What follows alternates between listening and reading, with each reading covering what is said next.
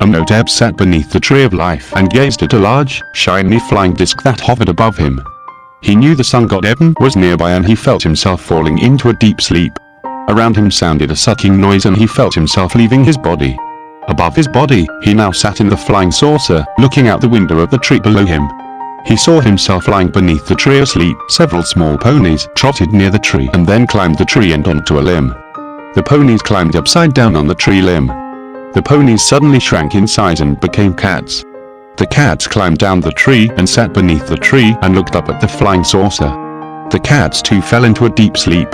Isis walked up to the tree and seeing the cats beneath the tree asleep, sat down beside the cats and began stroking them. Suddenly overcome with exhaustion, she lay down to sleep also. Isis and Amenhotep were now both inside the flying saucer hovering above the tree of life. Their spiritual bodies together and their physical bodies below. Neither of them spoke, but they could hear each other's thoughts. Amenhotep III thought, "You were drawn to the tree of life by invisible spiritual threads of light. You always loved cats and so you were drawn towards the life forms that you love."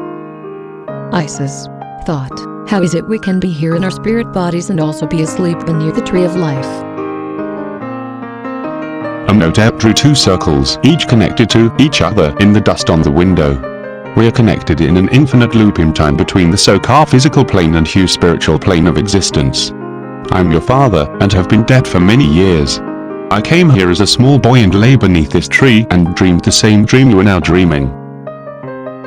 I first dreamed of flying through the stars. I flew too fast and then silently asked you if I could fly slower, and my request was granted. Then I remembered laying beneath the tree of life and dreaming of my existence elsewhere, and suddenly my thoughts flew to the tree of life and there I was. I remembered you, my daughter, and asked to visit with you, and suddenly you appeared beneath the tree of life, and here we are together in space and time.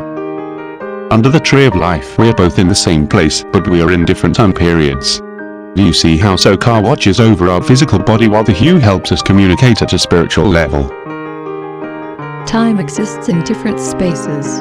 Isis agreed. We can move forward and backwards in time as quickly as we can think ourselves. To that point in time, we all are under the tree of life and yet above it.